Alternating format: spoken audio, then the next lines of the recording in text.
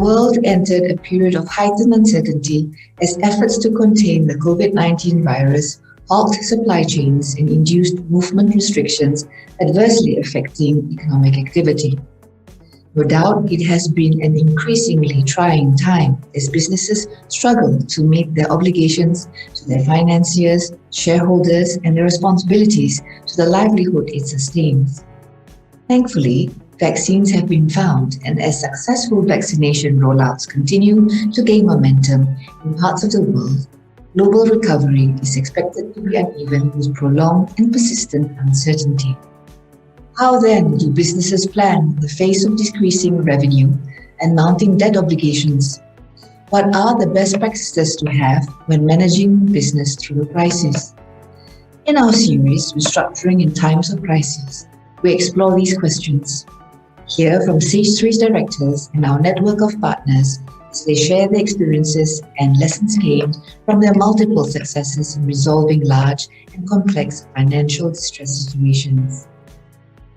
Join us as we analyze the kind of mindset required for restructuring whether large or small corporations. Explore the legal options and considerations of the restructuring modes available. Evaluate business plan viability at the origination phase. Delve into the tactics and psychology that goes on during the negotiation phase. And finally, examine the best practices of ensuring an effective execution.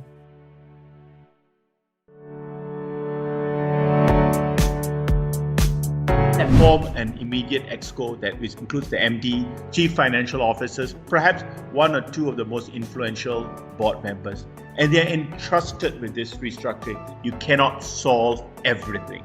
There are matters that has to go to KIV, but what do? The last thing you want to do is just not respond, go quiet, right?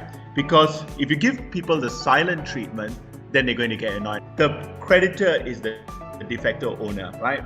And if you don't get your mindset around this, and it will cloud your negotiations, it'll cloud everything. So you got to set your mind, okay, the creditor is the owner, but I'm trying to get back this business for the benefit of everybody, and that's the whole idea of becoming a going concern. We must not forget that they are our staff. They are the people closest to us, and are also, we must appreciate, they are also going through a very difficult period. Staff will need reassurance, they will need constant engagement, encouragement, and a business will only be stable. It can only be stable if the staff are in the right frame of mind. One thing that we are doing, we are keeping the business as a going concern, right? And when we keep the business as a going concern, it benefits all the stakeholders, the creditors included. And the key thing is we need to keep that consensus going for 24 months. And what does that take in our mindset? We must have a mindset of grit, willpower, that we can actually get to the end of this journey, right? The word wei is actually comes from wei xian, which means danger, and the word ji hui comes from the word opportunity. And the Chinese have actually got it right. They call crisis wei ji because it's both an opportunity and also a dangerous situation.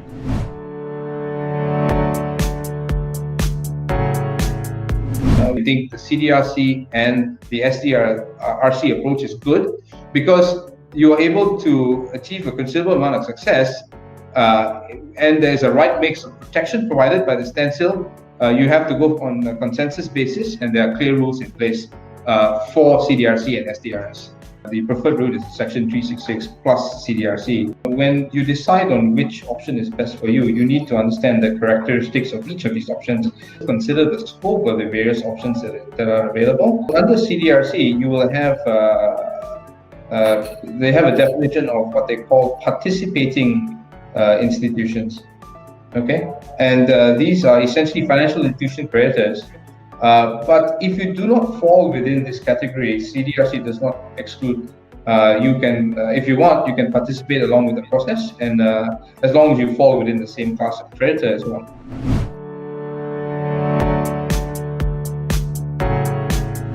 We determine our core and non-core business. I mentioned earlier about make sure we stop the bleeding as the first thing that we need to do. And then look at our businesses. What sort of core businesses do we have? What are the non-core segments? What do we want to keep?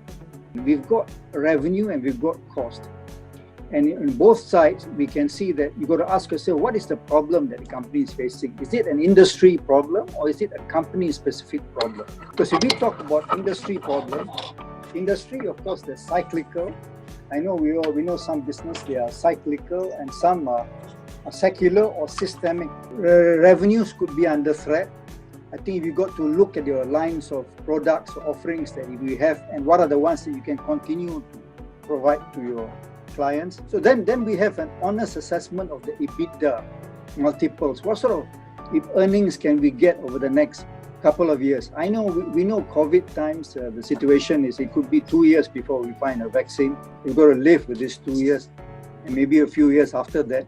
So what sort of productivity do we have on the next few years? We must develop a roadmap within a maximum period of 2 months.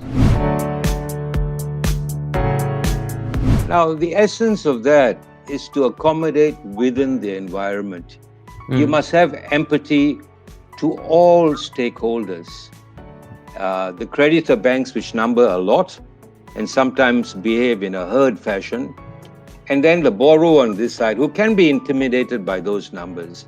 So you try and balance honest representation. When it comes to debt restructuring, be prepared to surrender that to the 2 or 3 individuals from the specialist or advisory firm that's going to take you through this specialist process. It is not your skill. Your skill is in running, being an entrepreneur. Recognize here, you've got a steep learning curve. And those corporations that have adapted and accepted that mentality have thrived. This is a shared problem. The banks are carrying a huge level of debt. You have an exposure, you're trying to salvage your company, yes, but this is a shared perspective. It has to be a joint consensual resolution. If you will, a lose-lose or a win-win for all. It can't be I win and you lose.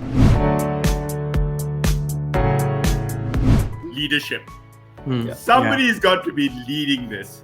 If there's no leadership, I think that's really the long and the short of the 24 months and the 12 months and everything about that. There needs to be a principal there with a cane and making it happen. Not letting these egos run wild. All the usual stuff about, project management still comes in. What are the issues? You're clearing them one by one. Somebody's keeping a schedule of where we are, how many have been cleared, how many are critical, how many are deal breakers, how many I can give, right?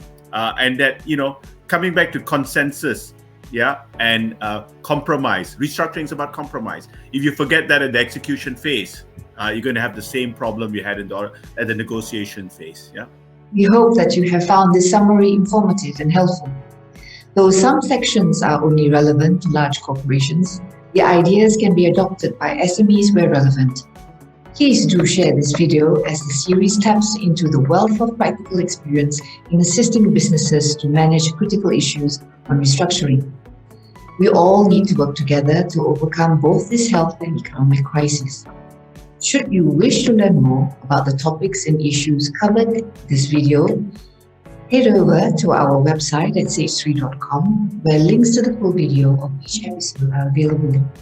Thank you for watching. I'm Zaha, Rina for Sage 3.